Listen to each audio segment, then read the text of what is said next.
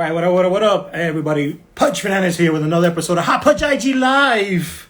Excuse me. Gotta clear my throat. Happy to be here. It's been a minute. I know we had to skip an episode last week because somebody, unfortunately, wasn't able to make it. So, yeah, it feels kind of weird. I actually skipped an episode last Thursday. Not you guys are going to feel it because you'll see this on my YouTube channel, Hot Pudge Sunday. So you're not feeling nothing. I'm feeling it. Just feels a little weird.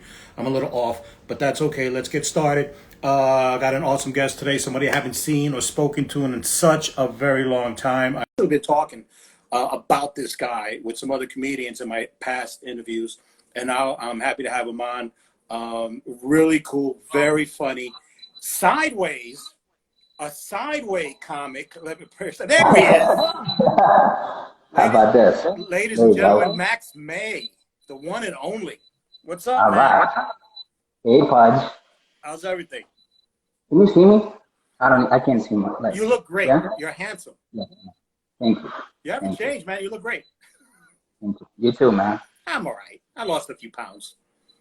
Did you really? Yeah, a little bit. I got the corona fat last year and started hitting the gym, but I'm all right. I'm still. I had COVID. Oh, get the fuck out! Damn, I gotta.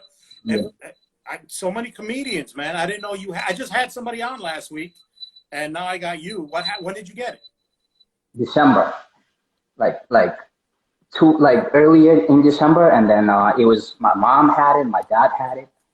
We all it's just we don't know who we got it from, but you go like a whole year, like running away from it, and then it's like it catches up to you. It's like it's out there, like you can't. Maybe you got it going to the store or whatever. But yeah, man, I had to. Are you guys okay? Everybody all right? Yeah. Okay. We all negative now. But yeah, man, it was all the symptoms they talk about. You have them. It's like. But the reason I bring it up because I lost weight because of it. I had a fever, lost like 10 pounds. I'm happy. So you're saying I need Corona? I'm just saying some fever. I need Corona. I need Corona to drop a little more weight. That's okay. Okay. I can see it. I can feel it. Last time I had a fever was like maybe, I don't know, 5 years ago. And again, I lost a good amount of weight. And that's when I quit drinking. I was like, you know what? Because I've been trying to quit drinking. And then I lost weight. And I was like, I'm not going back to it. Because, sometimes you just need that reason to lose weight. Okay, segue into drinking. Did you have a drinking problem? I was at the time I was really into comedy, and I was doing remember I was doing a comedy show at the hostel? Yeah. Miss it. So, yeah, me too, man. So I was hanging out with a lot of young tourists who just their goal is to go out drinking. Get shit faced in New York. That's the experience. Yeah. So I was doing bar hopping with them, and a beer here, a beer there. It just catches up to you, and it's like, and that's not me at all. But I had to keep up. Well, I'm asking you because I had an actual drinking problem. It got really consistent. My drinking got better than my comedy did, like really fast. I was like a black belt alcoholic. Yeah. But I've been this April, I'll be 4 years dry. Well, God bless. I mean, that's awesome. Yeah, it worked. It's working out. It's cool. It totally worked out. Got a look. Checked into a little rehab. Yeah, man. Yeah, I'm a you're downplaying it, like little rehab. Did you Yeah, it was a detox. I checked it. I'm a veteran, so they have everything at the VA. I did a detox for like 3 or 4 days. It kept me on lockdown. And then I did an outpatient rehab for 3 months, and I've been pretty good ever since. I'm no problem, so I'm good. Knock on wood, right? Yeah, shout out to Freddie Sheffield, who's on. Dog, I can't tell you how many comedians I've spoken to. I haven't seen you in ages. But you're on my mind, and a lot of comedians, when we talk about our history back in the day when we used to perform, remember pre-COVID, before COVID, and we all remember your shows. All remember your shows, and a lot of good memories, a few bombings. We all remember a few bombs. I especially remember I bombed on one of your shows. It was Which one? Which one? Okay, I swear I remember bombing. Nico says I didn't bomb. I love Nico, God bless him, but he says no, Pudge, you did fine. I'm like, no, this was the show we did somewhere in a Catholic school upstate where it was a huge auditorium, and somebody told Yeah. It was a fundraiser, right? For yeah. Colin Quinn was there. This is how I know I bombed. I bombed so hard, I don't remember Colin Quinn being there. I was just so fucking spaced out. Yeah. If I remember correctly, I was thinking about that show the other day because I saw Colin Quinn I was watching a video interview he was doing on YouTube. But yeah, Dave Greek was hosting, or was it you? No, right? David Greek was hosting, and then you had a whole bunch of us, like a batting line. I know. It was awesome. It was awesome, but I'm not gonna mention anybody. I don't want to, mention names, but somebody was crying because that person bombed. And yeah. So you know who I'm talking about. Somebody was literally crying, and then I was gonna go up, but then I got bumped because you had Thomas Dale on. You remember Thomas Dale? Yeah, he was a last minute. I remember, man. Like you forget about these things, but then they come back to you. Yeah. You're like, so, yeah, he was. Okay. Yeah, so he had to get back to the city, so you had to bump him up. So you put him ahead of me, and he crushed. He did. Killed. He smashed. He destroyed. He did about. Did he go? He went up before Colin Quinn. I don't remember when Colin went up. I know he went up before me, and he did 15 minutes, and I think I had 7, 8 or something, and going up after him. That's how I remember dying. I bombed because it was just. Following him, and then the atmosphere, because we couldn't. I don't know if you remember, but everything was pitch black. There was like a couple of hundred people there, but I couldn't. And as soon as I went on stage, all you saw was black, and I was like, and it just downhill. And I went to the back. I felt like shit. So somebody else is crying. I just bombed, and I feel like. Hold on, I'm curious. Who was it who was crying? I don't remember. No, was a lady? Yeah, it was a female. It was a female. I don't want to shout her out because I don't want to feel like a dick. She's awesome. She's amazing. It was just one of those nights. A couple of us bombed, and I know I bombed, and I remember she was all teary and shit because she didn't do well. She's still doing comedy or no? Yeah. She's not in New York anymore though. I don't want to. I feel bad because I don't. Okay, fair enough. I just don't remember. Some things I don't remember. Okay, the initials MB.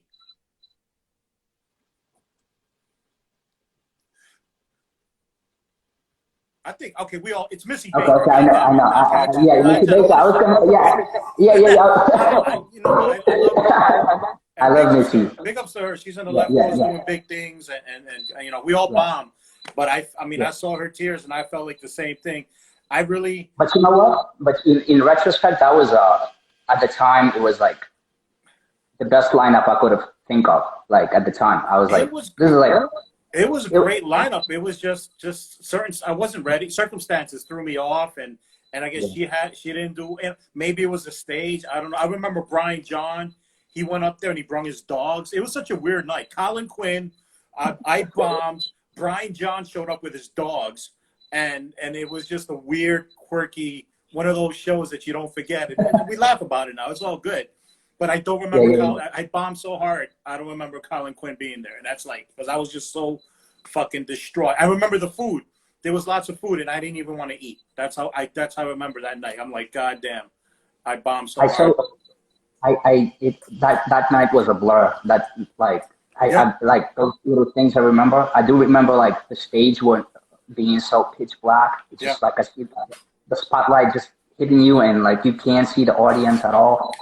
I do remember I guess in the auditorium when I saw Thomas Dale, he was crushing. Like I was like, wow. Like yeah, and you know what?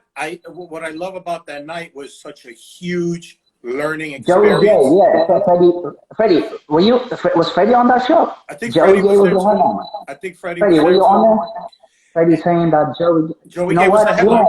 Yes. Yeah, okay, and he did that joke. like something about white people in the forest, like getting lost. Like, how did they find each other? What I Uh, loved, what I loved about yeah, the whole night was it was just so Thomas Dale killing, Missy crying, I was distraught, I couldn't eat.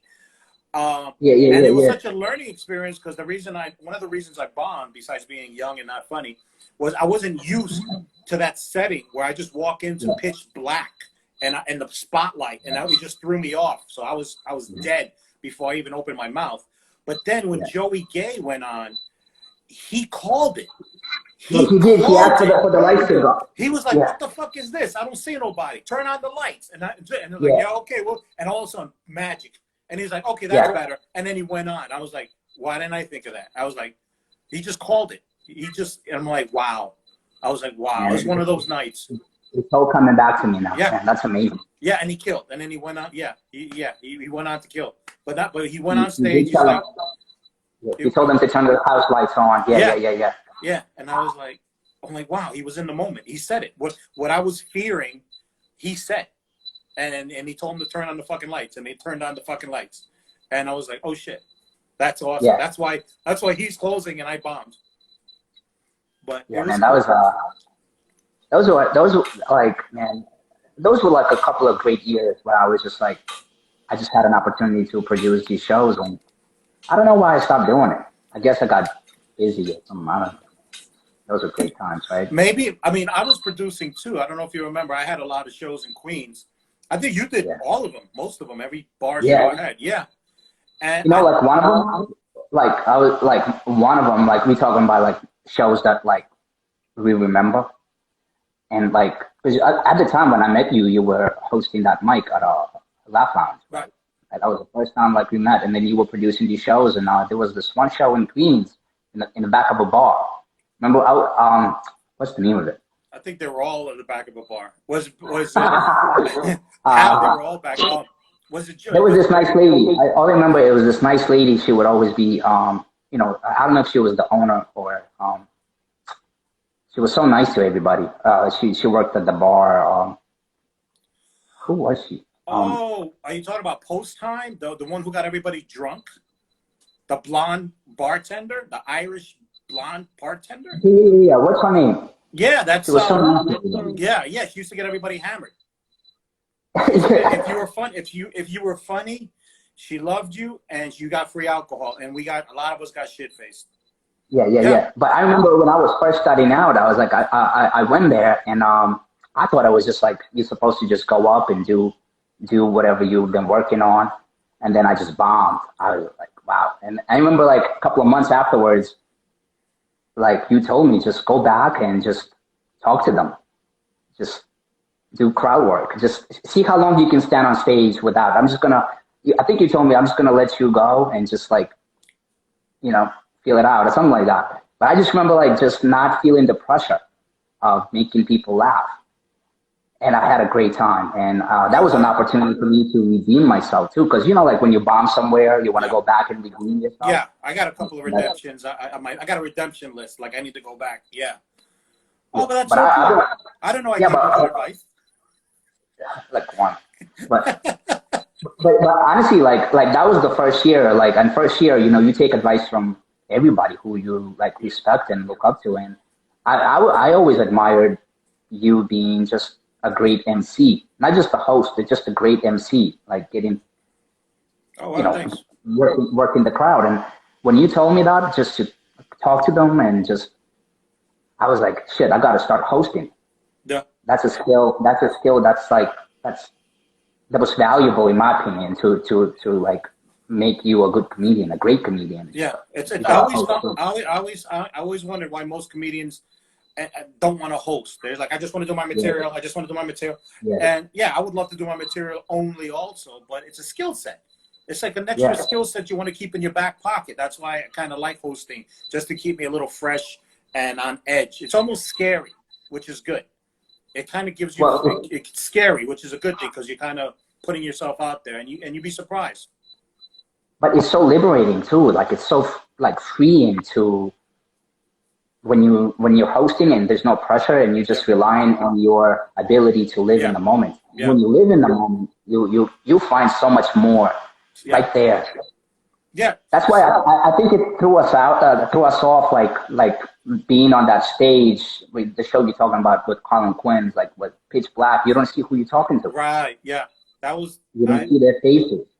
I remember in the beginning, I had the knack of always bombing the first time on a particular stage because it was new to me.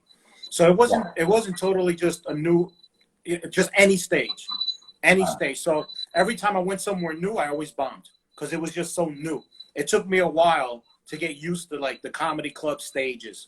And then I got that, Yeah. and then I started doing external rooms, independent shows. And I had to Yeah. get used to those stages because I bombed in Jersey on a restaurant show. I bombed with you at that charity event show. You know what I'm saying? Yeah. But then if once you start doing them, you're like, okay, I got it. And then you figure it out. And it's funny. It's funny now, but it was hurting then. But I think we all felt like the pressure of doing well on that show because it was a paid gig. But otherwise, like it's just fun to go together as a team to go somewhere and bomb together. Yeah, yeah. And it's just like you remember this for the rest of your life. Yeah, yeah, Right? yeah. Like I said, I never forgot that night because it was so crazy, Yeah, and dude. the bomb, the feeling, and watching Thomas Dale kill, and I'm like, up next, and then watching Joey Gay, and I'm like, oh, he turned on the lights, and it was just a learning, fun experience, and it was just one of those crazy nights. It was crazy. I don't even remember. I don't even remember Colin Quinn. I don't remember. Yeah, because I was so spaced out from the set, from the fucking show and shit, getting paid, and it was a big deal, and a big, it was an audience, big, like a couple of hundred people were there and shit. Right. It was. Ain't that crazy? Like we've probably done like 1,000, more than like thousands of shows at this point, and it's just like for that one or two or three shows to stand out. Yeah.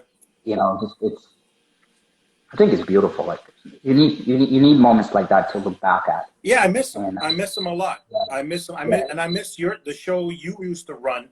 Speaking of bombing, you ran a show. I think at least one every week at the hostel uptown in twice a week. You Yeah. had a hostel show for all these people who were staying at the hostel visiting New York. And that hostel show was one of my favorite places to bomb and feel okay. Feel okay. Because there's a difference. There's bombs that you don't want to bomb and you feel like shit and you're feeling a little suicidal. But there's places where you bomb and you're like, okay, I get it. You know what I'm saying? That hostel was so comfortable. And not only comfortable for bombing, but the level of difficulty, because you're performing for people from all over the world. Half of them don't speak the language, so you really have to learn how to be crystal clear and concise with your jokes. Right. And that was a great test, which I love. Yeah. And that's the show that's you learn. Like I grew with that show, like because you learn to be a more like efficient and more precise with your word, and also over time you realize that comedy, I've been doing that show for like 10 years, and then you watch how people change as well. Yeah, they come from all over the world, but because comedy year over year would grow like internationally, and more countries would have a comedy scene that would explode, and people would be like so familiar with live stand up. Yeah. And just people's ability to just participate and understand what the hell's happening. Thanks to you, you were basically prepping. You were prepping the world because they were coming here and seeing us perform, and they went back. So you prepped them. They were going back. That's what they're doing over there. We got to change that game. And Freddie said you were our first international crowd because really international. I used to bark at Broadway, and we used to get visitors from a couple of countries, but nothing. Yours was like Germany, Uganda, Korea, like really fucking United Nations all over, Brazil, like literally like fucking 3/4 were from all over the world. Then you have some Americans visiting, but it was really, and I love that level of difficulty. I'm like, all right, I gotta be concise with my words. If they, but also keep it simple. yeah, You gotta simplify, and like you performing for like a 5-year-old, just like, and it's so, like in the end it becomes so easy and so simple. It just like you, whatever works there, you can go and do it everywhere, anywhere. yeah. Yeah. Especially because, and to me, it was like, if I can crack that audience, I can perform at any club, any audience in general. Like, because it's simplicity. You got to make it simple. Yeah. I also love the fact that I can try to see if I can be funny, physically without, you know what I'm saying? If I can be likable, I get to test my likability, because they might not understand the language, but if I come off a little, if I can be stupid, that's what I'm trying to say. I wanted to see how stupid I can be. So I'm like, okay, you don't get the jokes, but I'm entertaining you. So that's another level, another degree, another tool. Can I be silly and stupid and you're still being entertained, even though you don't understand half the words coming out of my mouth? So it was very cool, very cool. I had a good time. And one thing I wish people would see, because we were doing that show twice a week on Tuesdays and Sunday, and one thing is like we wouldn't, like, some comedians would come more frequently, but for the most part, when you have like a whole month in between, when you don't see the same or perform on a different show, you don't realize that the audience has changed. And you might have had an opportunity to perform for people who were like literally like couldn't understand a word, and then the following show, like same week, but like a couple of days later, you would have a completely like all Australian and English crowd, and they're like totally like night and day. And you think like, but you walked away performing for a shitty audience, and you're like, man, I'm not going back. That place sucks, man. They always, and like some comedians have that, perspective of that show, and I understand why, but it's just keep doing it, but don't give up on yourself. I mean, I don't know. I love that room. I didn't understand. I don't understand why some comedians would be like, "Oh, it sucked." And it's a good. It's just, you gotta, like, no matter where you perform, you gotta experience that pain of bombing. And one thing I don't understand is that, like, comedians who are just like starting out, or not even, like, if you go somewhere and you bomb, like, if you don't got nowhere else to be, and there's more comedians left to go up after you, just watch them go up. And see if they can turn the audience. If they can do that, then you just sit there and learn. Right. Exactly. Because it's like a test. I'm like, okay, because it could go either way. If it's a bad show and nobody's doing well, then I'll get jacked. I'm like, no, I'm gonna break it. I'm gonna pop this crowd. I'm gonna be the one to break through. You know what I'm saying? And then it's also the opposite. What if I bomb? I'm like, yo, what the fuck? Is it me? I said, no, I'm watching these, like you said, I'm watching these motherfuckers, because if they crack it, then it was me. And then, I did suck. I did bomb, because they're doing good.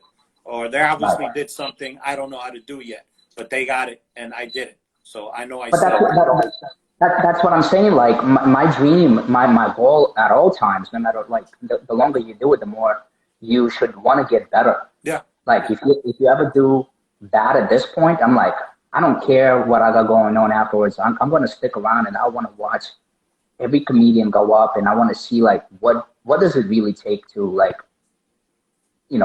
dominate this audience. Yeah, because like, it's a lot of it's a skill set that has a lot of nuances. I still don't know them all. I mean, just like trying to get comfortable with the different stages, different rooms, and different everything. There's so many little nuances. It's like every time you go on stage, it's like cracking a safe. And, no matter how many, every safe is different. Some are easy to crack, and some are a little bit hard to crack, and you got to figure out your way in. And by the way, shout out to Brazil. I mentioned Brazil. I wanted to say, shout out to Brazil. Freddie, I miss you, man. I haven't seen you in years, man. Freddie. Yeah, we have a date tomorrow. I'm supposed to hang with him. I haven't seen him since last year.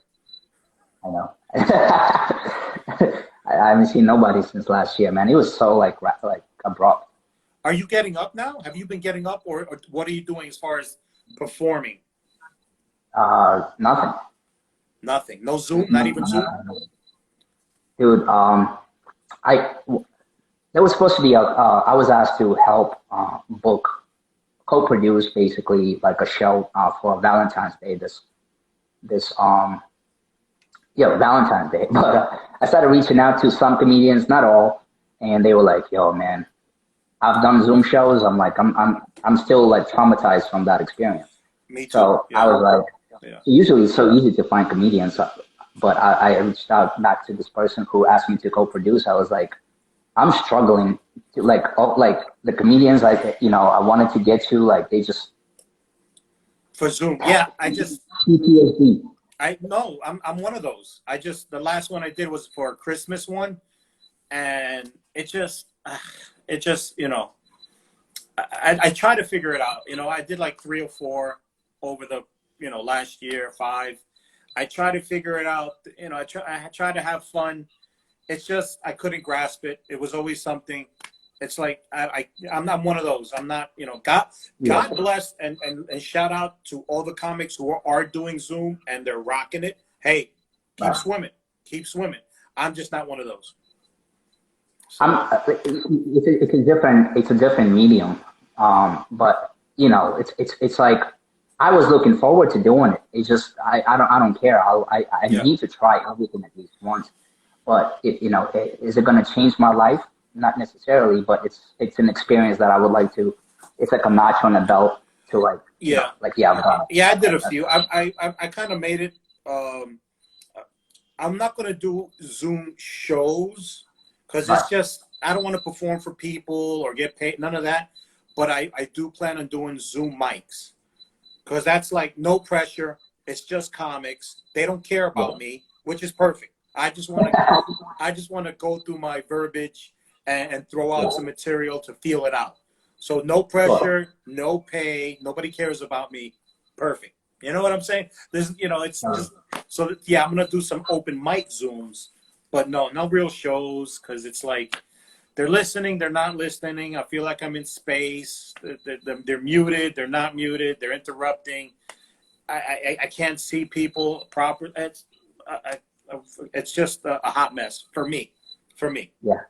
So it takes a lot more. There's when you do comedy, like there's a lot of elements, a lot of factors that go into performance. It's not just you wrote some jokes, you go on stage and do them. Yeah.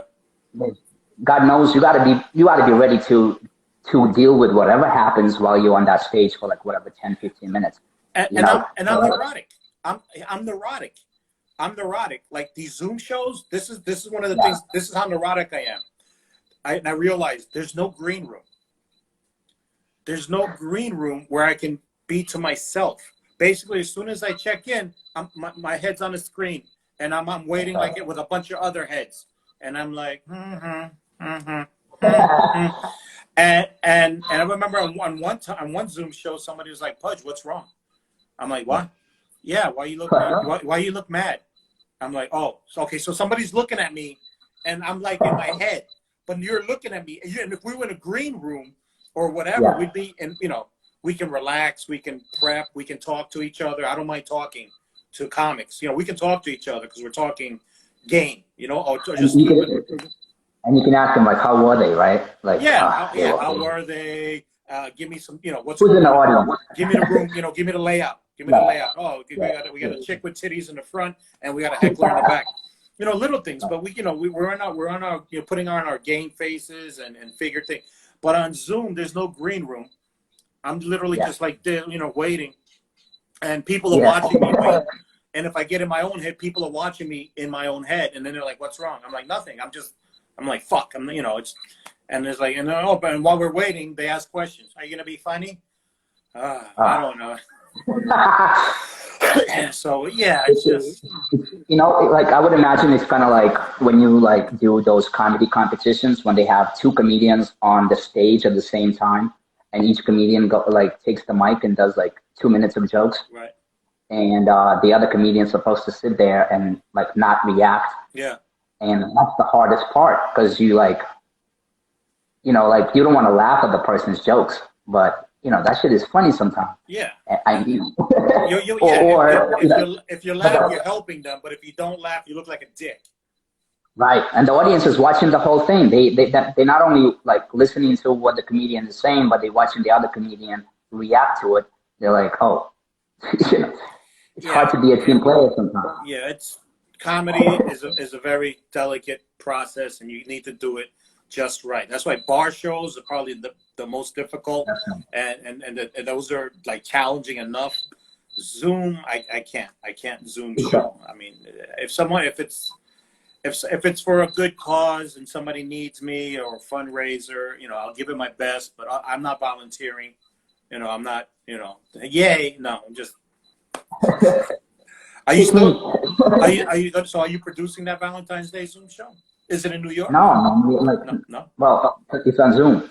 Oh, no, I'm saying, but is it? No, because in New York, they open up the restaurants on Valentine's Day, so you can do a real show if you want. Yeah, but this was like we were planning this last month. I mean, when the news come out. Okay. All right. Couple of days ago. All right. No, it was supposed to be Zoom. Totally different dynamic. Yeah. Good luck. Well, I mean, it's but yeah, man. Like, do you think? Like, I don't even know. Yeah, they opened up these like on Valentine's Day. That's when they opened these up, right? Yeah, restaurants and bars or everything. Yeah, I think restaurants, everything. Restaurants, bars, 25%. I already made a contact to a place to do a show there, so they seem good. So I'm as soon as we get the opportunity, I'm going to jump back into producing and hosting and just get get the wheels going again. Yeah. I remember when this whole thing started. Like you were looking to do something live, weren't you? Weren't you like I saw you like on Instagram like when this whole thing started. You were. I think you were trying to do something. Yeah, I'm always trying to do something. It was just a matter of some things fell through. I was trying to produce something back in. Well, here's the thing: when the pandemic first started, I thought it would be over by September. So I already made an agreement to do some free shows to help out a couple of bars in September, October. But we all know what happened. Nothing. It didn't end. Nothing. Right. So yeah, I mean, I don't know if you remember Rolling Greens. You did Rolling Greens Pub out in Belrose. I promised them a free show, and a couple of other places. I'm trying to, I'm like, listen, we're all hurting. We need stage time. They need business. It's rough on everybody. Let's help each other out. And also a thank you to them because they've always looked out for me in the past with shows. So I was like, yo, man, I'll look out for you guys. No problem. I'll give you a free show on the house. Let's get it going. So that was all in the making, but the pandemic never left. It's still here. Yeah. So those, we're still waiting. Let me see. Maybe this time with the 25% opening, we'll be able to do something. Hopefully. Hopefully it's a start because everyone's hurting. It's funny, like that's assuming they're going to get 25%. They might get 25% off 25%. I don't know. You know what I mean? I don't know. I'm just, hey, you know what? Either way, with or without the 25%, at least March, which is around the corner, it'll be spring. So we'll get the outdoor shows back. So all the park shows and the rooftops will come back. So at least we'll have something, because that's how I was staying alive, basically. I mean, I was doing a couple of mics and a couple of outdoor shows, barely, but it was something. So. Which, because I was thinking this, which clubs went out of business during this past year? Oh, Creek in the Cave and Dangerfields. Okay. Anything else? There's another one, rumor down low. That might be closing, but that's it. Creek in the Cave is closed. Dangerfield says they're closed, but will reopen somewhere else eventually. And then there's some rumors about some other clubs, but let's wait and see. I don't know. Yeah. And since we've been doing stand-up, how many clubs have you seen close? Comics. How many? Right. Yeah, comics. Laugh Lounge. Oh, Laugh Lounge. Oh, Times Square Art Center. Art Center. Times Square Art Center, yeah. Yeah, yeah, yeah. And yeah, I thought I was bad luck because every time I got past somewhere, they closed. Because Laugh We're Lounge not. closed, and then Times Square Art Center, they were like, "Send me your avails," and then they closed. I'm like, "Shit, I'm bad luck." So Yeah, okay, yeah. See, I thought, yeah, it's not that bad. Like, in like looking at it, like, yeah, I thought it'd be more, yeah. I don't know. Maybe let's see what I mean. Hopefully, nobody else will close. I mean, shit, we need a I livelihood. hope not. Yeah, Yeah, we do. Do you think a lot of comedians have left New York. New York? Uh, I know a lot of New Yorkers, or formerly New Yorkers, left. I don't know if a lot of comedians. Some of them went back home for during the pandemic. I'm sure they'll be back. I don't know. I've been saying this since last year. It's going to be interesting when everything comes back because But, is it going to be a new regime? Because a lot of people are going to lose I've had this conversation. People are going to lose their spots, their place. Somebody may have been hot in a club now, then, but not, what's going to happen? Who's going to be hot? Who's not? Who's replaced? Who's not replaced? Are the headliners, the Hall of Fame headliners like a Seinfeld, you know what I'm saying, or an Amy Schumer from New York? Are they going? Because if they're not doing their theaters, they're going to come down to the clubs, which push us down. right. So what's the comedy spectrum going to look like when they reopen? Is there going to be less opportunities because all those big time local headliners are going to be coming to the clubs because they can't do theaters anymore? It's gonna be it's always been dog eat dog, but now I feel it's gonna be like a little bit more intense. Let's see what happens. It's gonna be exciting. I think I'm looking forward to it. Fuck it. Yeah, yeah. I do think like this is for Freddie. I know Freddie's with us, but I think like guys like Freddie, he should just come in and be like, I just started doing comedy like last week, and I these open mics, and that I talk about your placement Yeah. in this industry. Like you just got to come back and reestablish yourself, but do it the right way. Yeah. It's kind of like, remember like when some comedians were coming to New York, and they already had a TV credit somewhere else. Mm-hmm. You know what I mean? And they come back, they come here with like an hour, and they start doing these open mics, and like all these new comedians coming up, they're like, I gotta get this guy on my show, I gotta get this girl on my show, and that's how they, like they get half at all these clubs like right away. So like because nobody knows you. Yeah, it's you know what, and that's the one thing I got to remember. I don't think we knew, but there's no rules. There's no rules to this. You just got to make your own lane and go. So Right. you got to create your own lane and go. So yeah, whatever it takes. Maybe walk into a club, be like, "Hi, I'm brand new," and then kill it. But then, I wouldn't, But then they might be like, "Oh, well, you need more experience." I'm like, So let's see what happens. It's gonna be like. Well, in that case, I've been doing it 10 years. Oh shit! Well. Yeah, dog. Yeah, it's like Freddie said, dog eating puppies. It's gonna be. Yeah, we're gonna eat. If I gotta eat a puppy comic, I gotta eat a puppy comic. That's all. It's gonna be a fight. It's gonna be. I wish there was a battle royal or something of comedians. Like I think some of it, there's too much politics involved, too much hanging out. Yeah. It should be like a little battle royal or a competition. Like And nowadays, nowadays, like at this point, like the way it's like, if you look at the whole, just the scene in general, like the tools that are available to us. Yeah. It's like you can easily like forge your own lane and just succeed and do things that other people are not doing, and just be good at it and just get great at it, and people are like, oh shit. Well, a lot of us, he took it. Yeah, thanks to the pandemic, a lot of us are evolving, because they took the comedy away from us. They took the stage. We're going in different directions, with different albums dropping. And I'm doing the Instagram Live. Hope, I'm trying to roll that into a podcast. And, we're getting creative because that's who we are, artists. So, yeah, something will pop, something will evolve.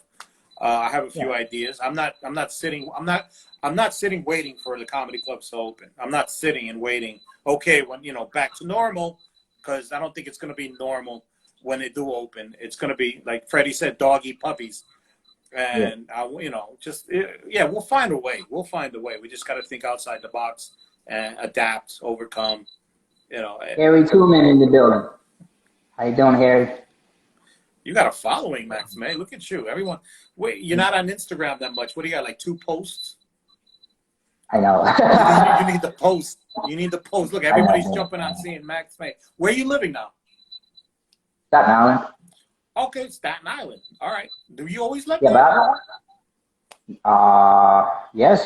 yeah, like since '04. Okay. I don't recall you being a Staten Island guy. No, my bad. Like '04 was it? Yeah, yeah, dude. Yeah. So what? I thought you knew that. No, it's been so fucking long.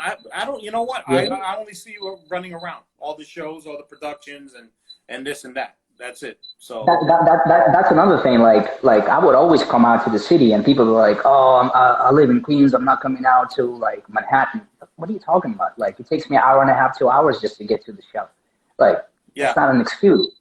Yeah. Like who cares? Just get there. No, I know what it feels because I used to work on Staten Island, and when I got the job, I was sent out there for like several months when I did retail security. And I initially had a car, but then I lost my car, and I was taking a train to the boat to a bus. So it was about 1.5 to 2 hours one way from Queens to Staten Island, and then back. And public transportation on top of that. Yeah. Yeah.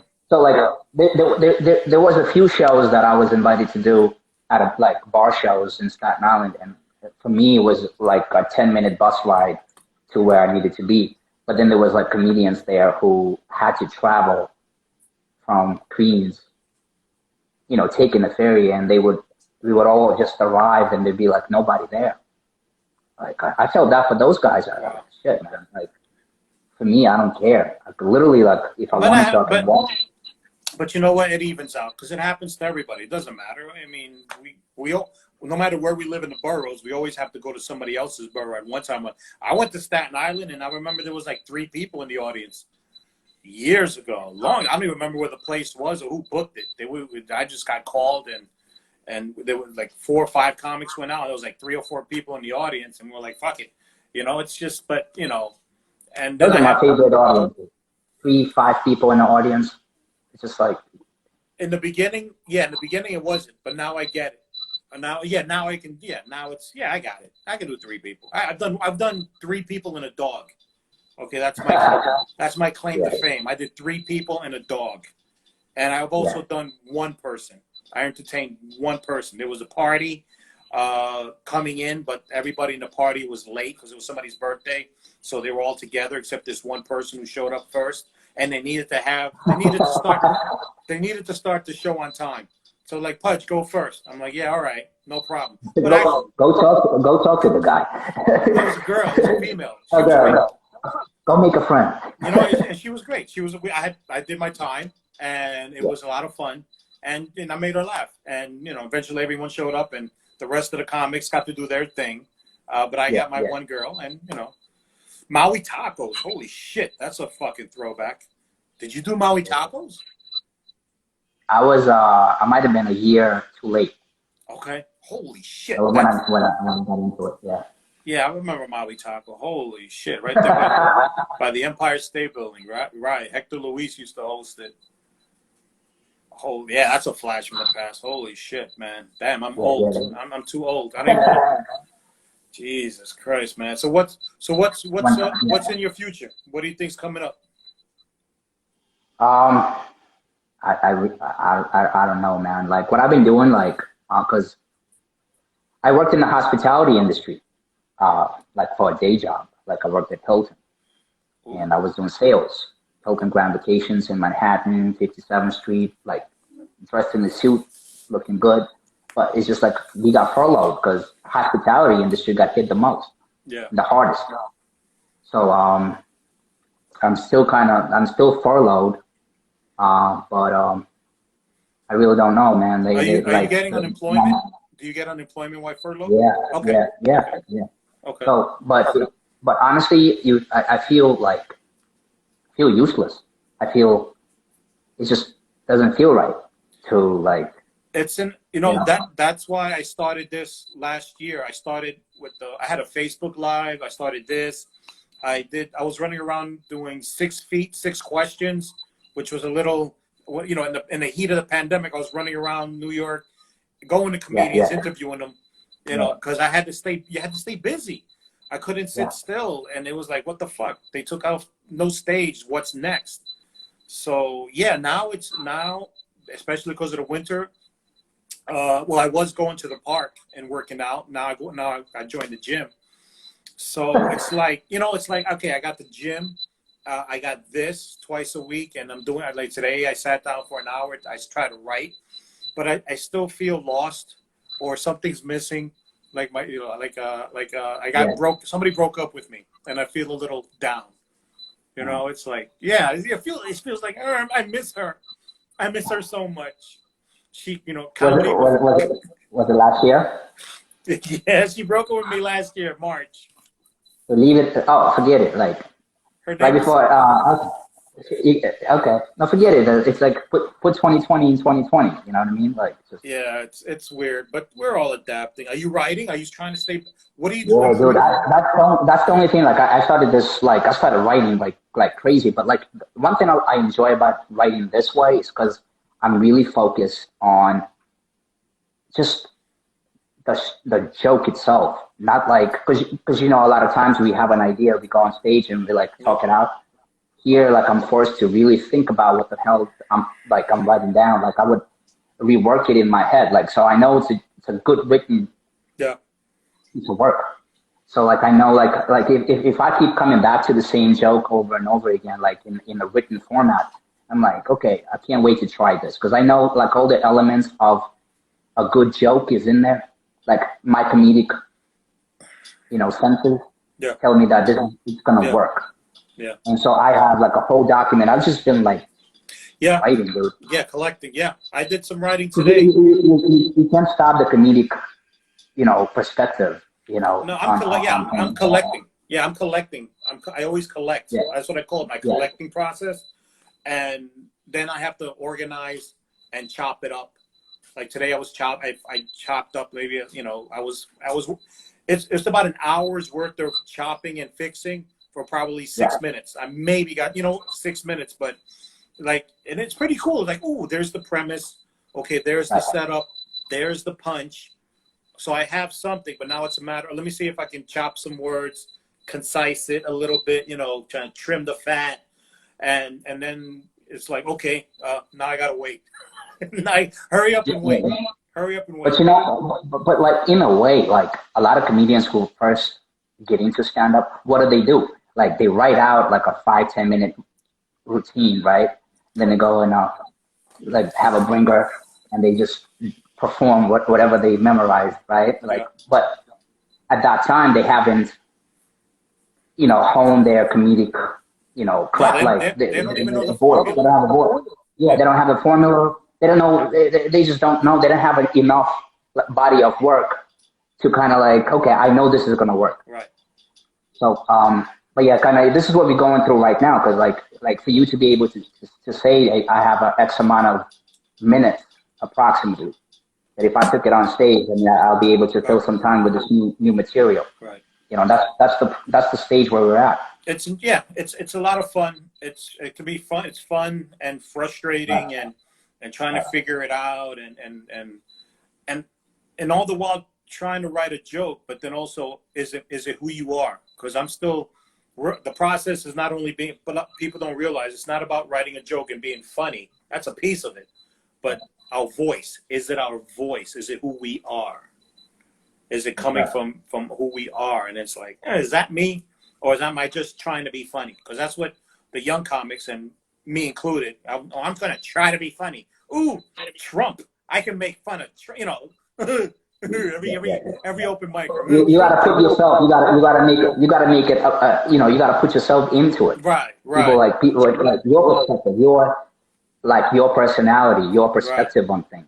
Right, who you are. Because a lot of times, because at a certain point, if you want to talk about something that might be, polarizing, you gotta immediately stop yourself and kind of like, where's the middle ground to get everybody on board?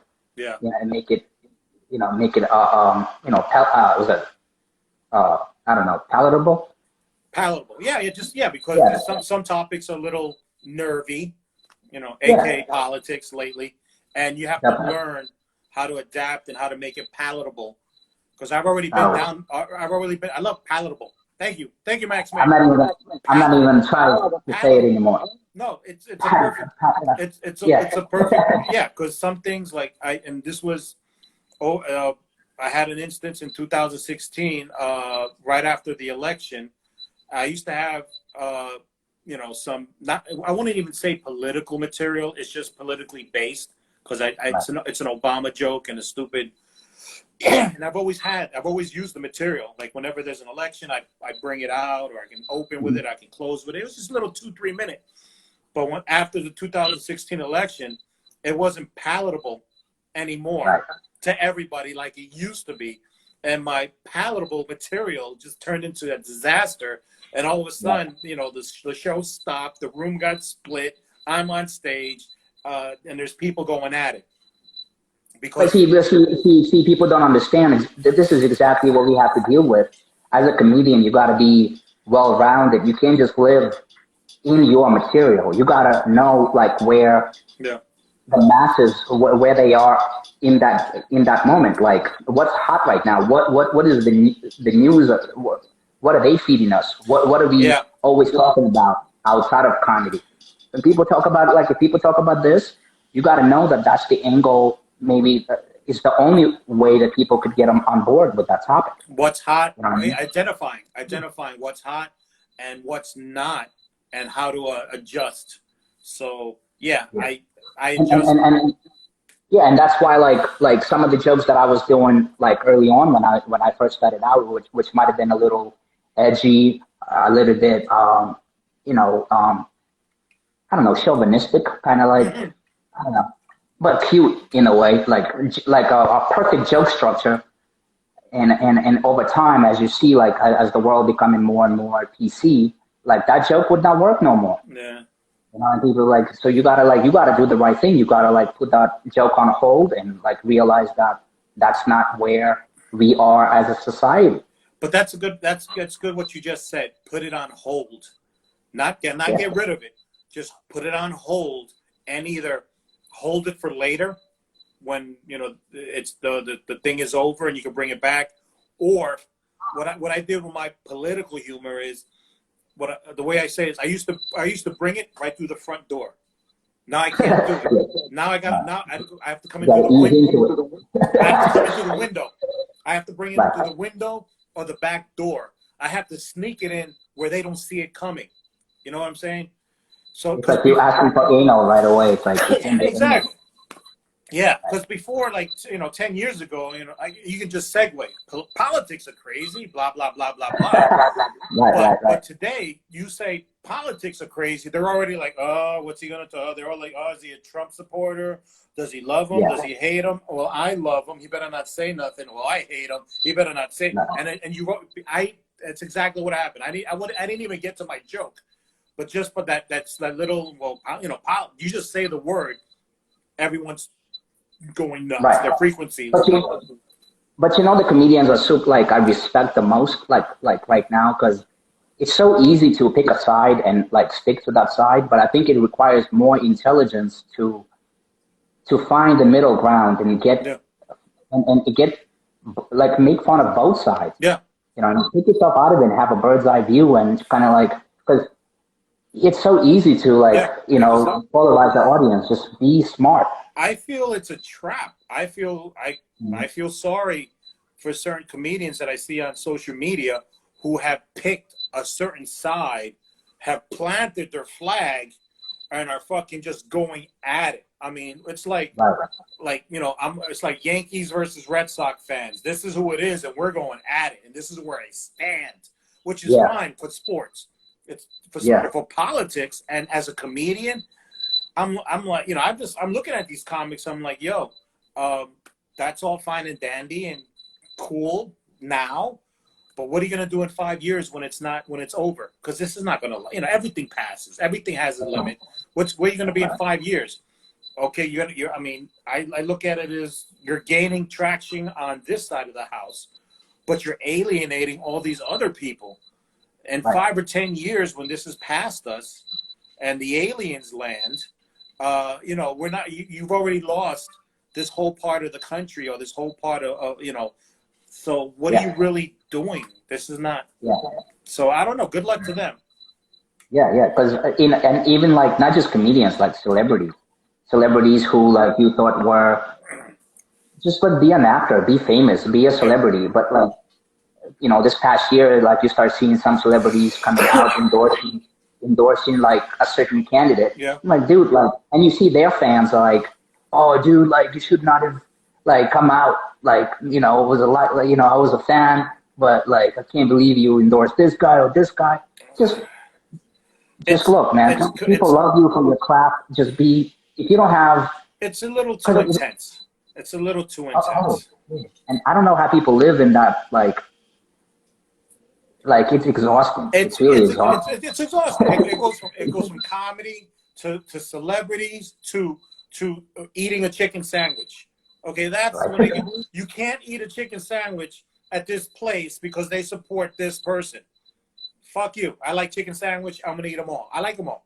I like all my chicken sandwiches. I want to do the chicken sandwich challenge. Okay, I want to see who's better, so I'm gonna try them all. But it's just too much, too crazy. Because if you really start digging into it, dude, everybody, you're gonna find somebody that promotes or votes for somebody that you don't like. Absolutely. Okay, do you drive a Ford? Do you drive a Ford truck, a Ford car? Because if you do, you're promoting Nazis. Okay, because Henry Ford, people don't know this, but he gave to the Nazi party, and and you can Google it. Those German vehicles, when we were fighting them in World War II, they had American parts by Ford. So if I drive a Ford, does that make me a Nazi sympathizer? You know what I'm saying? It's like, if you go... Yeah, people will always trace it to something they don't like to fit their narrative. It's like... And nothing against Ford. Nothing against... I'm just saying that it's that, you know, everybody, if you look deep enough, everyone's going to have something you don't like. So what do we do? You know, stop buying Ford, stop eating chicken sandwiches. Pretty soon you're going to be locked in your room as a fucking hermit because everything's related to something else. Well, I'm not supposed to eat Goya beans because they supported Trump, really? I'm going to stop eating my Goya beans, my adobo. I'm going to stop adobo. I don't think so. Okay? Yeah, especially like when this whole pandemic started, people like, you know, filled up their pantries with nothing but that. You know what I mean? And they're like, who do I vote for? Yeah. Okay. I'm making tostones. I'm making tostones with adobo. And does that mean I support Trump? No, it means to support my stomach. Okay, that's what I'm supporting. Okay, you know, it's just it's too crazy. It's too much. And the expiration date like is gonna be more than 4 years, maybe even more than 8 years. So like I'm gonna eat this. Yeah. When the party changes, I don't care. You know, but honestly, but see, like as a comedian, like I think here's the thing, like think of yourself like if you're a comedian and you're standing on stage, right, and you got an audience in front of you, your number one objective is to get them all on board. Yeah. Why would you divide? Yeah. So like I think like comedians are the only people who can unite people. Yes. So like that's gonna be my number one purpose after all this. Like I'm gonna come back and I'm gonna bring people together. Yeah, just there's a way to do it, man. There's a way to do it. I still have political feelings and emotions, but I'm not gonna bash anybody. Or if I do bash, believe me, I'm bashing both. But or I'm gonna favor both. Or I'm just, you know what I'm saying? I just can't be this side or that side. Give a equal. It's just be balanced. Yeah. Yeah, you have. Yeah, and there's a way to do it. There's a formula, and part of that formula is winning them over, because you have to get them on your side. That's why all all the comedians who open up with a dick joke never do well. That's right. My dick is so heavy, huh? But let's face it. Sometimes you go on stage and you're like, you know, you got 10 minutes and the first like 8 minutes, like working clean don't work. And then you do like dirty stuff at the end. You're like, shit, people start laughing. So the comedians after you, like, this is the audience that wants a dick joke. And the entire 10 minutes is about that. It's tough. It's tough. You got to play the game. If you're the comedian and the wings and you see that, you can adjust. But if you're the first comedian, you know, if you do have a dick joke, yeah, it also depends. You have 10 minutes. You want to slide in a dick joke, maybe it's 6 or 7, because by that time you've either won them over or not. So now you'll throw it out there. Let me see if it works. But it's in the water. It's in the water. It's all complicated. I should have stayed in college. I could have been a doctor. That's a lot easier. I could have been a contender. Comedy's so fucking hard. Sometimes I wonder, what the hell am I doing? But I wouldn't change it for a thing. I just honestly, it doesn't. If I consider quitting, it'll last about 1.5 seconds. All I had to think about is, gee, what would I be doing instead? What job would I have? Never mind, I don't want a job. Okay, so I don't know. It's a different mindset. It's having a gift, but also like recognizing you have a gift and not like walking away from it and keep finding a way to share that gift. Like, hey, look at was it Rodney Dangerfield who took a long time in between, like, and then he came back? Yeah, he did years after. He did. I got to get his book, but yeah, he did it like for 10 years.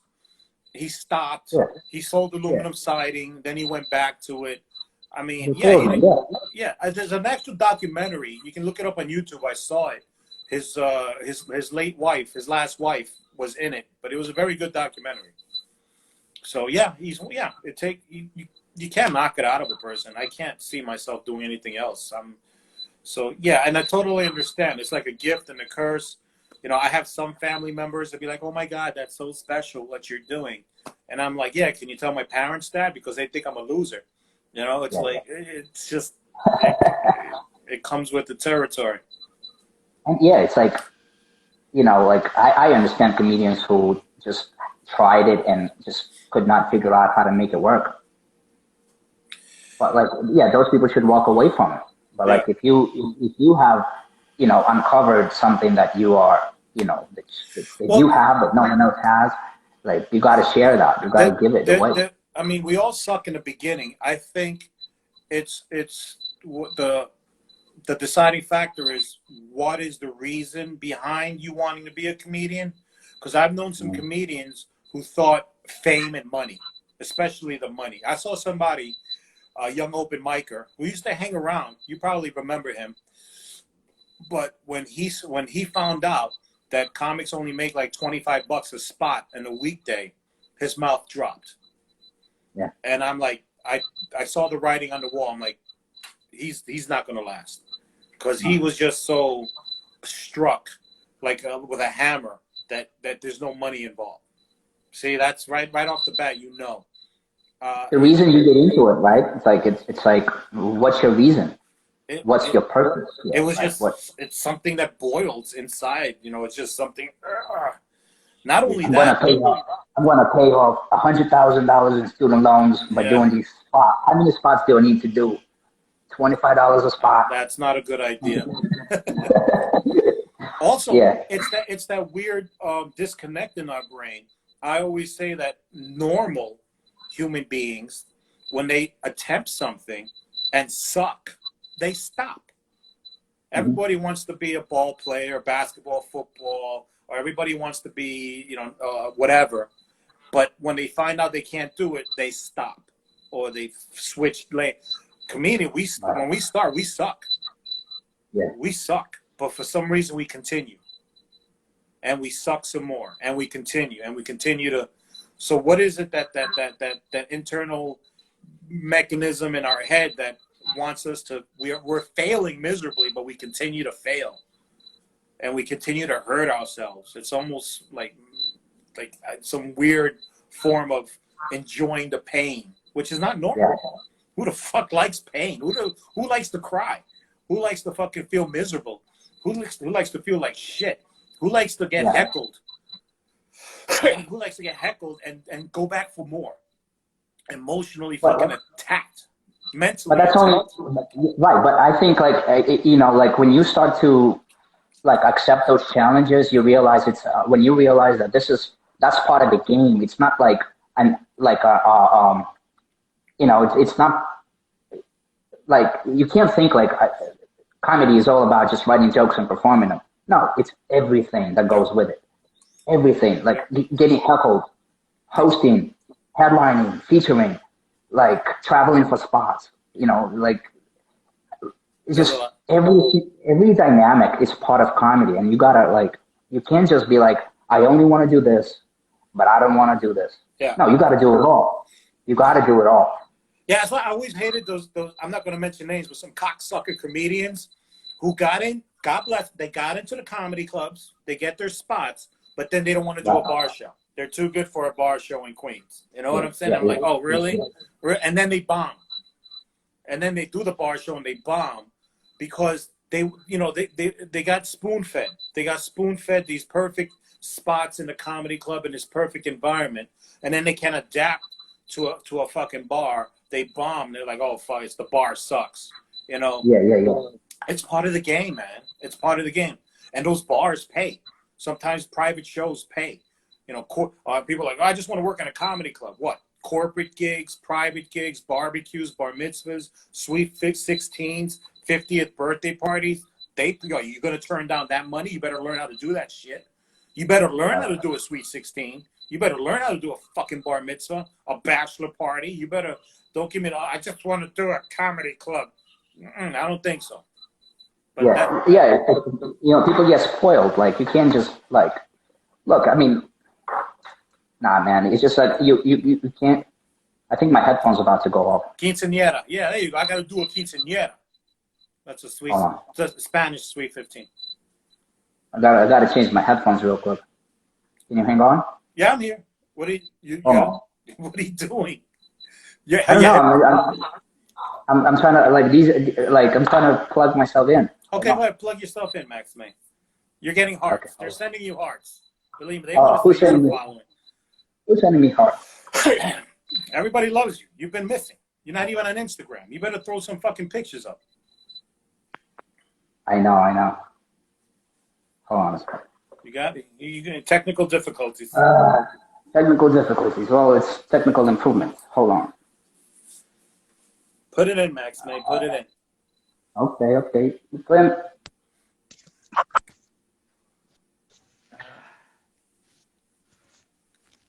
You good?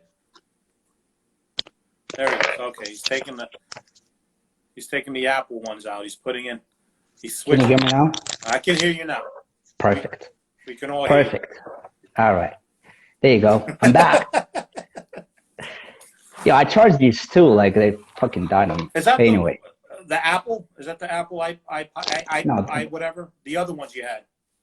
No, they're not even branded. Okay. All right. Because I just switched to Apple, so I'm still learning this shit. Like, I haven't got my iPads or pods or whatever the fuck it is. I'm technologically stupid, so I'm still learning this shit. Yeah. But these headphones came with the phone, so like I can rely on them because they're wired. Hey, let me ask you this: like, you have 2 kids, right? Yes, sir. Yeah, boy and a girl, right? Yep. Like, are they in college now, or where are they? Oh, my son's in college. My daughter just works. Well, she's unemployed thanks to the pandemic. But yeah, so yeah, he's going to be. God, well, right now 22, 26. So yeah, I'm good. I know I look young, right? Yeah. Yeah. I was gonna say because like like geez, like wow, man. Yeah, my son actually. I don't know if you were there, but he actually went to an open mic and went on stage when he was in junior high school, I think. Oh shit. Okay. Yeah, because he wanted to be an actor, so I put him in some improv class to learn some stuff. Did he like it? Yeah, he wants to be. He didn't fall into the comedy, but he's pursuing acting. We had a huge debate whether he was going to go to college or not because he wants to act. So we settled on community college with a theater program. So we came to that, So he's going to get a degree in little compromise. And in theater and the arts. So he's almost done. Yeah.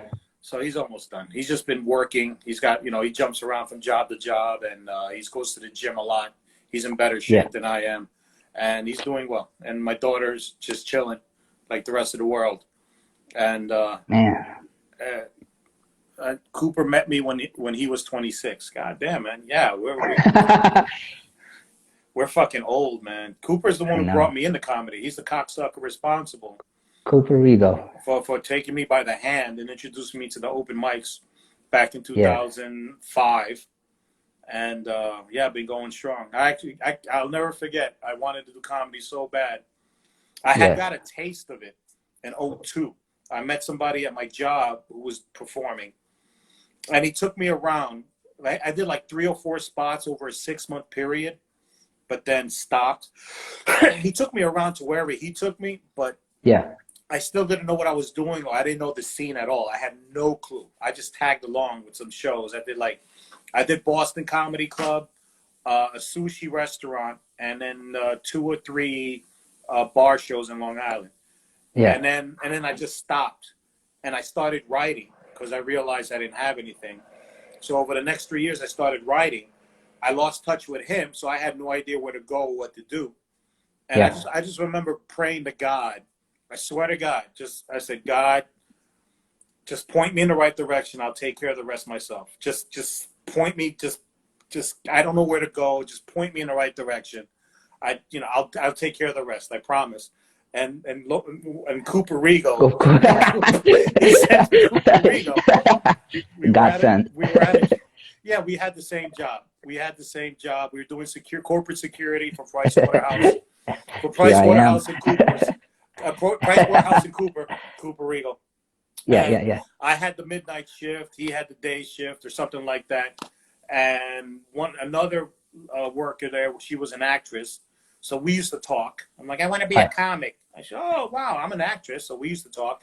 And then she's like, oh, there's a comedian on the next shift. You need to talk to him. I'm like, really? Yeah, his name is Cooper Rigo. So she introduced me to him. And then that was it. He showed me the way. And he took me by the hand to the village and some open mics. And I was like, wow. And I took it from there. So I think looking back at it, I think the most interesting part about starting out is just exploring different mics and going from a mic to a mic and meeting new people and be like, hey, have you tell me do you know any other mics? And then you start traveling in groups with other people. He's like, oh, this is a good mic. I'm gonna come back. And then you just explore. You expand your your reach. It was fun. It's like just kindergarten kids on a field trip. That's what it felt like. We're just running around having fun, and going to different mics and just meeting people and making friends. We all made friends, and I had a truck, and anybody who wanted to come for a ride, we go for a ride, and just running around the city, just before things got complicated, and after a while, it's always fun in the beginning. I call it the kindergarten phase or the elementary school phase, where it's just all fun and games. Because you don't know anything. No, and then you get to the junior high school and you get cocky. Oh, I got this. I got 6 minutes. I got 6. I got a tight 6. Yeah, I'm good. Yeah, I'm good. I'm working on my 10.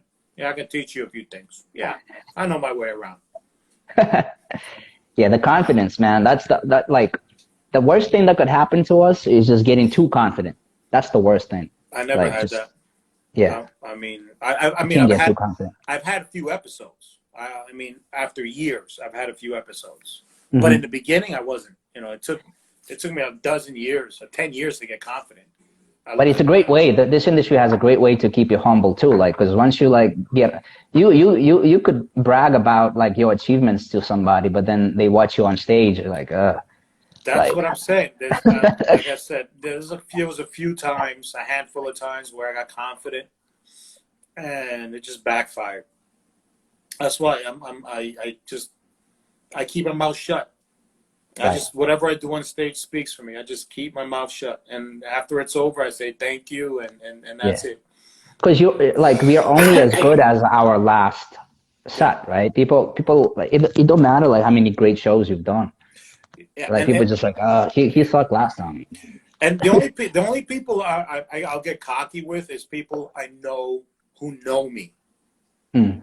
Like I can get cocky with you because I know you see me bomb. I know he's like because I can get Yeah, away with it, and I'm having fun. It's not real. Or if I get cocky with somebody else, he'd be like, "Who does he think he is?" I'm like, I don't right. think I'm nobody. I'm just having fun. I'm just being cocky because I did good, but I know I can bomb tomorrow. So that's the thing. But you got to be careful because some people will be like, oh my God. And I'm like, no, I'm not cocky. I'm just having fun. And I can be cocky with this person because I know Yeah. they've seen me naked. That's what it is. You've seen Right. me naked. I was just about to say that because like that's literally seeing somebody naked, right? Yeah. And if you've seen somebody naked, it's like you connect with them on a different Yeah. level, and you Yeah. kind of feel, you know exactly what they're going through when they're on that stage, when they're killing it and when they're bombing. Like you know how they feel Yeah. because you felt it. Like no Yeah. one else feels it. I Yeah. mean, And it sucks because, like, with somebody who knows me, I can bomb and they'll mm, be like, fuck it, you'll get them next time because they've seen me succeed. right. And if I kick ass, I'll be like, yo, I can brag to them because they've seen Yeah. me bomb. But it sucks when you have a stranger because we're always trying to impress somebody. We're trying to impress our peers, and you suck, and they're looking at you, or they're not looking at you, or they're avoiding you. And I'm like, no, I'm better. I swear to God, I did good before, and it always Yeah. fucking hurts because I feel like every time you go up on stage, you're always performing for Yeah. somebody, like not just the audience, but your peers, and you're always trying to because you want to prove yourself, you want to be worthy. It's really a psychological fucking roller coaster that we're in. Every little person, every little. I think that's why you hear a lot of successful comedians say, just don't give a fuck. When you stop giving a fuck is when you start getting better, and you just don't care, and you'd be surprised what happens. So I got to remind myself, don't care. But yeah, look, one thing I try to remind myself is that just to have fun. Yeah, Just yeah, like don't care, but and also have like, fun. Yeah, you know, that's why I love shows where like you watch comedians in front of you, they go up and they bomb, and the bar is getting lower and lower and lower, and you're like, what's the worst that could happen? The stakes are so low. Like so that's when you go up and just have fun, and you don't care. The comedians who are there in the audience or like watching the whole thing, they don't care either. They just try new stuff, like yeah, whatever, like, but not caring. It's in those moments when you actually persevere and you actually, oh shit, like I, I cracked this audience. I yeah, made it work. Like that's in yeah. those moments. I think that's when you truly like feel good about I can't your wait. craft and yeah, Yeah, I yeah. can't wait till this pandemic's over because I want to bomb. Now I want to bomb. I'm ready to Because bomb. you feel alive when you bomb. That's the Yeah, most people don't understand that. Like you actually feel energized because first of all, it gives you that energy to go back and like redeem yourself again. Like just you know, and, get back and on the horse. and going back to Zoom shows, that was one of the things that annoyed me about Zoom shows because I can't tell if a joke bombed. It's Mm, okay, like okay, if a joke bombs, that's fine, but I got to hear the silence or the not laughter or the not energy, so I know what to change. To change gears or say something. Okay, a recovery. You can bomb a joke and you have to recover, or say a quick one liner, or address it, or change gears, or do crowd work. So there's a whole bunch of. But on Zoom, I'm like, I don't feel it. It's empty, and I'm like, okay, I don't mind bombing, but I don't know if I'm bombing. I just can't. I'm yeah. in space. So Was there.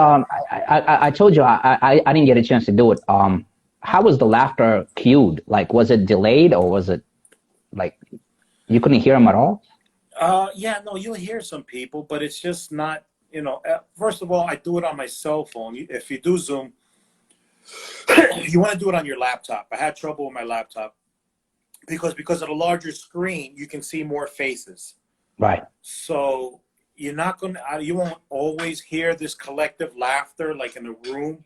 It'll come at you, and sometimes I don't know if it's a delay thing, but everybody laughs at different moments in time, and so it's just you'll hear it. You'll hear laughter, but you might hear one or three or five or nothing, or it might be a delay. So your Yeah. timing is going to be, affected. That's why I say use a laptop and use your eye. That's why you have more faces to see and use your eyes. It's like an open mic mentality. You go to an open mic, it's filled with comedians, so they don't give a shit about you. So you're Right. not gonna. You're most likely not to get a laugh, but you can gauge your material by looking at them because I learned that they're all fucking like this and schlumpy and they don't care. They're all over the place. But if you hit a topic or a nerve, they'll look up. So if I have their eyes, I got them. All right, I got their eyes. I'm going somewhere, and they're following me. Okay, I got their attention, and if I hit the punchline, they may not laugh, but I get they get the nod of approval, or someone to bang on the table. Okay, that's a laughter in this room. So you got to. So you have a so basically that's your gauge point where like, okay, this is where the laughter. Yeah. This is what a good joke is, like a banging on the table. This is it right here. And an open mic for an open. Yeah. Right. When you perform for comedians. Yeah. When it chuckle. Yeah. You got to look for it because open mics. It's like I said, like I told like regular people, it's like going to the gym with 20 people and you're all sharing the same elliptical, and you have to watch each other for 6 minutes on the elliptical and wait your turn. So you're watching a person and you're waiting for your turn on the elliptical. That's what an open mic is. You're just watching and waiting for your turn. So you're not going to get their full attention or their laugh, but the more experienced comedians, you'll get something. You just got to look for it. So when you're on Zoom, use your eyes. You got to, use your eyes and try to figure out your rhythm. Good luck. Mm-hmm. But yeah. And just watch them. Yeah. And some of them are muted. So that's why you can't always rely. Some of them are muted. It might be better that they are, because right, because that like external noise, like I've heard, yes, absolutely. I've heard, they're muted, but you don't hear the laughter, or they're unmuted, but you hear somebody with the radio or somebody else in the background, and it's distracting. It's catch-22. Pick your poison. And how do you set everybody up? I did a show that, okay, everybody, put your laptops and everything on mute. Put everything on mute, so the comedian can do his thing. I'm like, no, we want him off mute. I need to hear the laugh. Yeah. Okay, everybody unmute, and then it's just whatever. It's Good luck. Good luck to you. Yeah. But then you see, it's just here, like some places that are still kind of lagging in reopening, but like we'll be back because there's some cities already, some states, like comedy clubs are open and at certain capacity. South. Tim Warner, Tim Warner? Tim Warner? Yeah. Yeah, he's down south, living out of his car. He's already done 5 or 6 states. Yeah, he's doing great. So yeah, he's doing it. I think that's the way to go, man. Yeah, isn't it? I mean, this sounds crazy, but I feel like any comedian worth his weight would want to do that. Like, just hit the road, live out of your car, and just do comedy, and just be carefree about it, not leave everything behind. I mean, it doesn't have to be permanent, but and I've spoken to Tim. He's like, it's really cathartic, and you find yourself, and you realize who you are, and it brings out like another layer, another level of comedy, and you're really under the gun. You're really, I mean, you're different places, different comics, and everyone's trying to, oh, he's from New York, let's see what he has. So, That's right. I'm thinking about it. Maybe taking a 90-day road trip. Yeah. And just living out of the car. So, I don't know. It's in the back of my head, or more the middle. I wouldn't say the back. But I'm already plotting. I know some people in some states where I can at least I can crash for a weekend. I got somebody in Dallas, Kentucky, Florida, Alabama, maybe Wisconsin. They'll give me a couch for a weekend, so I'm not totally homeless in a car. But I can visit those states and those cities, and just see what's up. Yeah. And make a name for yourself. Yeah, I had this great idea for like a business idea, because actually I was inspired by it, like when we were doing those shows where you would have to like travel somewhere and like as a group and like perform. But like, how cool would it be? Because small communities, right? Remember, like we were doing a fundraiser at this The yacht club. the yacht club, Yeah, the yacht club. right? Yeah. It's the same. The idea is they had a space for us to go and perform, right? Yeah. But remember how excited they were to see comedy? Yeah. It's just like a small community like that got together, that came together. But like just like buying a huge like bus, like a tour bus, but maybe like a convertible school, like maybe a truck, Yeah. and just going to drive to these communities where people like you can actually like fill like 40, 50 people into that bus and have those people come out into your bus. Like it's a comedy club on wheels, basically. Oh Jesus! And they sit there and you perform. Wow, like a greyhound, and you got the Yeah, speaker and you going. can and you as a comedy group, basically you just kind of like book a bunch of like communities on the road and you just drive to different communities. People don't have to go nowhere. They just come out outside of their like community and just come out and like the Comedy on comedians wheels. comedy on wheels. Jokes on wheels. Because look, it's live comedy, Yeah. and people want to be in that group, and the space of a bus or like a big truck, Yeah. it forces people to be together. Yeah. So you know they're not going to be spaced out, Right. and it's convenient. It's just you got to have somebody organize it, like I in think that community. yeah, the only thing is under the pandemic it might be a little difficulty, but yeah, No, not absolutely. now, Yeah, yeah, not yeah, yeah, now, yeah. not Holy now, shit. but like.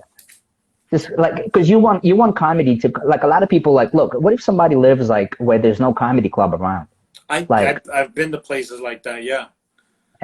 there's a lot of places like that unless you live in the city like you can't go Right. to one and a lot of people have not seen live comedy, right? A lot of people I just watch it all on Netflix or YouTube, The first time I went out on the road, we hit right? some places in North Dakota. And I swear we went to this small town in the middle of nowhere. And I don't know where the hell we were, but it was like a one horse town. Like everybody knows everybody. And we did a show at the local VFW, which is where they have all the events. Yeah. And they ate it up. They love They that shit, ate it man. up. They were like starving. And it was like, wow, this is great. Whereas in New York, they're jaded. Yeah. Too much comedy.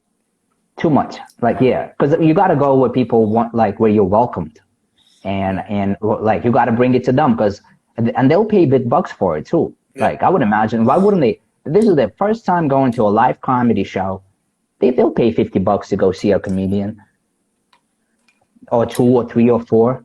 Jokes on wheels. Jokes on wheels. Yeah. I'm thinking of the name. Why not? Excuse me. Bless you. Bless you. Time for my medicine. Anyway. We gotta keep 6 feet away though, like, cause I like it might keep your distance. I'm glad you're okay, man, because so many comedians are fucking getting it. It's like, holy shit. And how long did it last? How long did it last? The fever? Like the day, was it days or weeks? Like how long were you knocked out for? The fever was about 2.5 days. Like they wouldn't subside. It was like 103, 104. And then that went away, and then other symptoms start. For me, it was a loss of taste, loss of smell, and that lasted about a week. And then it just comes back to you. Okay. You got pretty lucky. Yeah. I've heard worse. That's good. We had a scare in December too. There was a family gathering for Christmas at my mother's house. I wasn't invited. That's another story. Right. But something went down, and allegedly, apparently, my stepfather got it, and he is hospitalized, and one of my nieces got it. And then everybody ran and got tested, including myself, because I wasn't there, but I'm 1 degree of separation, and my son is. So all in all, everybody's out, everybody's better. Whoever had it doesn't have it anymore. And I've tested twice already. in January. So just to be on the safe side, because I wasn't there, but when you're 1 degree of separation from it is family, because there's somebody that I'm in contact with that was there. That's Right. scary too. And last week I had another comedian, Marcy Green. She's a young comic. She's a year and a half old. She had it. She got diagnosed positive, but she was asymptomatic. So she tested positive, and she didn't feel a thing. But what got my attention was she thinks she knows almost exactly how she got it. And it turns out because she's a bartender, and one of her bosses had it, and apparently he touched a register that she touched, and some other bartenders touched that register. So that's how they figured it out. So that was kind of awakening, because all that goes, we don't even see the guy. We barely talk to him. He's in his office, but he happened to touch this one register, and that's a register that we use. He had it, and now we got it. So just by a fucking touch of a register of an object, and they got it. Like you touch it, you touch yourself, and that's the crazy part. Sometimes people don't know how to trace it. Like they have no clue. Because what if you go shopping? If you go to the store, like you can still go there. Most people, nobody, but that was the most like because everyone's like, I think I got it here, I think I got it there, or this person gave it to me, but I've never heard one so like detailed to like he touched this register and these, and just from touch, which kind of scary. Just from touch, yeah. Yeah, so it is scary. So just now I'm like extra. I go to the gym. So I'm really wiping down the machines, and I always get the lotion and when I'm leaving and washing my hands and all that good shit. So I think the gym right now is super clean, because everybody who's working out, they always clean after themselves. Yeah. They clean up. They want to be super, like everybody's OCD. Yeah. Everybody's like, I gotta clean this before me and after me. Yes, that's how I am, before and after. And on the way out, there's a big pump at the table. Yeah. So when I check out, I squirt some, and yeah, exactly. I'm like, all right, you guys have a good one. Take care. And I'm out. Yeah, that's what it's there for. You squeeze in and you squeeze out. But see, here's the thing, man. I just like, so you know, I mean, like when you have it and they monitor you for like 14 days or whatever, 10 days, they keep like sending you text messages, because you gotta like every day you gotta respond to them. Oh wow. Yeah. Or you can have them call you. Dude, like they ask you, like, do you need to go to a hotel? If you need to, like, if you got a big family and you need to kind of like distance yourself from them, they allow you to go and like quarantine yourself for like 10 or 14 days in a nice hotel. And this lady was like hyping it up. I was like, could you tell me more about this hotel thing? Like, how does that work? She's like, yeah, honey, you can go to a hotel if you want to. Like, it's a 4-star property. Like, we got Hiltons, we got Marriotts. I'm like, okay, so tell me more. She's like, they feed you, they bring you breakfast. Can I have the COVID blue, the COVID, what's that, the Phantom, the blue Phantom Blue Hotel, whatever, the Blue Lagoon Hotel? What's that? 5-star? Lagoon? Yeah. 5-star hotel. Can I go to the Maldives, like on the water? The Plaza. I want to go to the Plaza with Macaulay Culkin. And then this lady goes, I was like, so where's this hotel like that you would send me to? Is it in the city? She's like, no, where do you live? I'm like, in Staten Island. She's like, so it's going to be there. I'm like, I'm not going. I'm like, because I've seen the hotels here. It's like a Ramada Inn, like just, I'm not like motels. Well, that, you know what, that makes me feel a lot better though. I mean, I like that they have that. So God forbid, because if you got a family, if you got kids around, like you might want to like, And she was like, even if you want a peace of mind, if you just want to get away. I'm like, okay. She's selling it. I think she liked you. I'm like, yeah, but like, why? Like, it really felt like she was selling it to me. I don't know why. It just. You know why? Because I think they have government funding, and they got to have people in there in order to get paid. These are they're all private hotels. And Mr. Hilton, Paris's great grandfather, needs to get paid. So I'm sure the government's flipping the bill.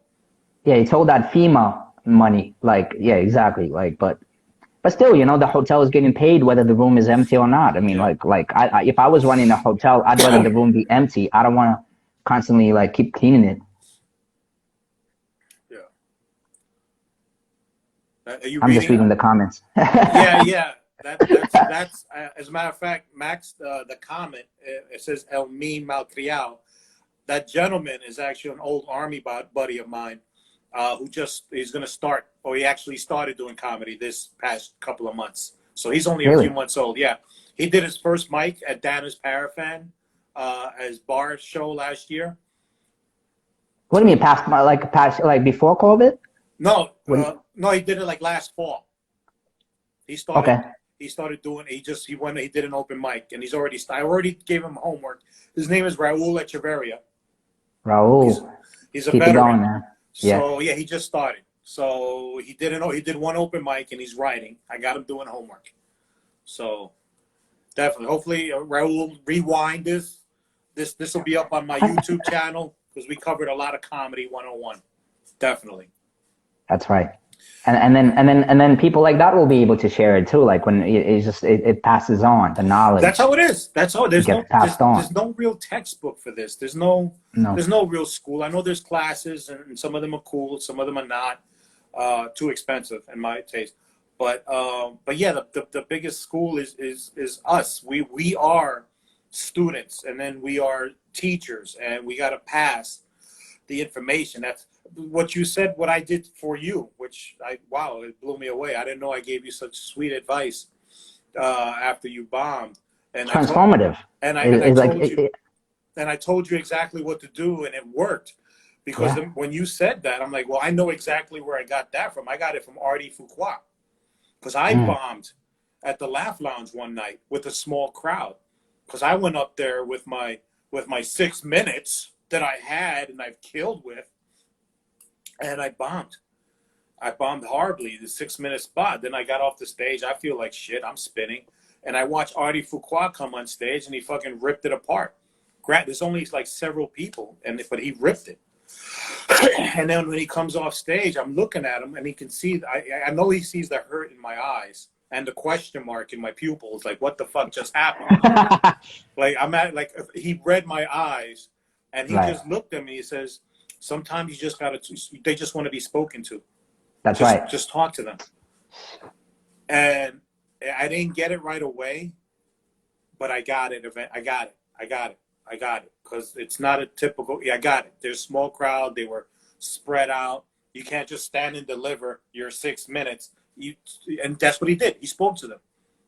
Hey, so what are you guys doing? Where are you guys from? And in between the crowd work, he found a couple of tags and punches out of the blue. And then he did a bit here and there. And before you know it, he was done. He killed. Yeah. So that's. And see, like, yeah, man, that's like, I don't know, dude. Like, having moments like that, like, they change your entire life, and like, especially like being a great host, man. That's like, because that skill, like, is so transferable, like, into other fields in your life, like anything else you do. Talk fast. Talk when I get pulled over. I'm talking real fast. Hey, officer, hey, how you doing? Where you from? Yeah, it works. It works. You break the ice. You're your icebreaker. You're a professional icebreaker. Yeah. And whatever the situation is, you can put a smile on somebody's face. You can call out the obvious. I make it a point when I'm in a public place, like especially somewhere that sucks, like the DMV. Like I want to crack a joke. I want to make them smile. I want to be like everyone else. I want to, I can call the moment. I can, you know what I'm saying? That back in the day, I used to do that at the toll booth. Whenever I paid past the toll booth, I used to crack a joke and drop my change or whatever and make them laugh. We're icebreakers. Yeah, what do you think those guys are doing right now? Like once they were replaced, can you imagine being that guy who used to do that? Fuck, man. Well, there you go. That's your next bit.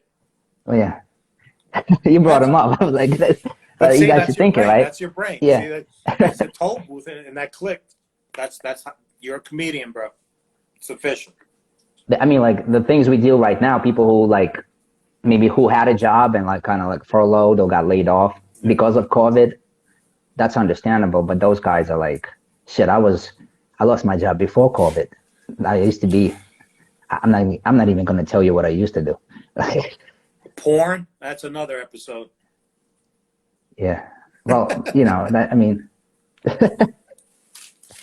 Anyway, let's wrap this up, Max. I yeah, gotta buddy. eat dinner. Thank you so much for coming on, man. Totally appreciate it. Great to see you. Same here, Pudge. Dude, God willing, if I get some productions going again, I'll be obviously you're on my list. You're Pudge passed. You're officially you're Pudge passed. You know this. Yeah, Yeah, man. I know. Ditto. Same here, man. Soon as I get out there, man, like we gotta. This is an opportunity to do things. This is like a second chance, basically. Like, Yeah, it's a huge halftime. It's like a huge halftime, and let's see who comes out for the second half swinging. yeah, exactly. Exactly. Like things will be different. Yes, The environment's going to be different. I think people who've done this before, like COVID for a few years, yeah, they'll appreciate it more. I know I will. I'll appreciate it way more. yeah. Especially when we bomb. Could be worse. That's right. Could be COVID. Right. Anyway, thank you so much, man. Pudge. Appreciate it. God bless. Shout out to your fam. Stay healthy, and You too. feel free to hit me up. Everything open. You know what? Things are opening up on the 14th. Let's do coffee. I know a lot of us have hooked up On Valentine's Day, you wanna get together? Well, not Valentine's Day, but after that. I know some of us have sporadically met each other, and it's been weird. But yeah, it's like we broke out of jail and we hooked up and had a meal somewhere. But then it's so random. But we'll get together. We'll do something definitely. Definitely. We'll have a get together in the city. We'll reach out to you. I appreciate you, man. Great seeing you. Great talking to you. Absolutely. All right, man. Look, Take care, be Max. good, man. Be good. All right. Take care. Ladies and gentlemen, that was the one and the only Max May. Good to hear. I did so many great shows with him. A lot of great history, a lot of fun history, a lot of bombing.